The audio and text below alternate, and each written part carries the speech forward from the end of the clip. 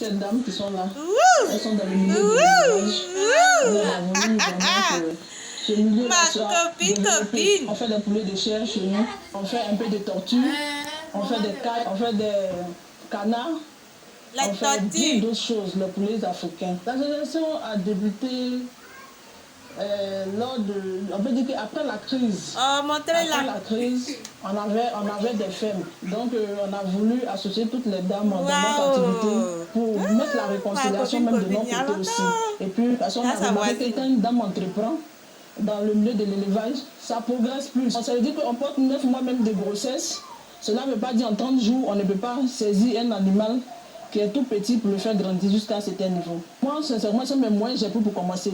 Il n'y en a pas pour d'autres moyens. J'avais au moins 250 000 francs. C'était compliqué, mais j'ai attrapé mon cœur et me suis dit, j'aime la chose. Il faut pouvoir essayer et puis aller de l'avant. Mais quand j'ai essayé, j'ai vu que ça a commencé à aller. Aujourd'hui, nous avons au moins 1500 têtes. On s'occupe d'eux. Chaque femme, d'autres viennent leur donner un peu d'eau. D'autres viennent leur donner à manger. D'autres aussi nettoient pour que l'environnement soit sain. Parce que ces poulets ont besoin d'un environnement sain. Malgré que ce n'est pas une entreprise pour le moment, on fonctionne comme une entreprise parce qu'on souhaite que ça soit une entreprise. Si vous souhaitez, peut-être vous allez constater qu'il y a une caisse de poulet dehors.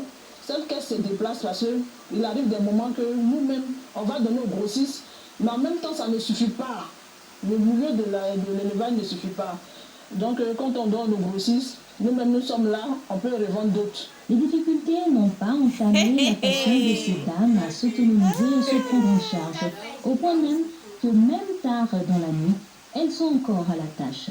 Ici, ce bâtiment-là ne fonctionne pas parce que, comme je vous ai dit, c'est toujours les problèmes de moyens. Ce bâtiment-là fonctionnait, mais quand il y a eu le Covid, lors du confinement, c'était trop difficile. Chacun de nous a eu à prendre du recul pour se reposer. Et ça a été difficile parce qu'il fallait se reposer. En même temps, il fallait donner un peu d'argent à chacune de nous pour pouvoir se débrouiller parce qu'on ne faisait rien.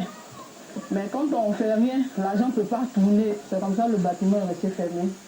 On n'a pas pu reprendre faute de moyens. Elle suggère des appuis tout en saluant l'initiative des JMVA et Amsokro où elles appellent les populations à la mobilisation. Quand on gagne un peu de revenus, on peut soigner nos enfants, on peut aussi, pour soutenir certaines personnes qui ont des difficultés dans notre association, pour ne pas tendre la main n'importe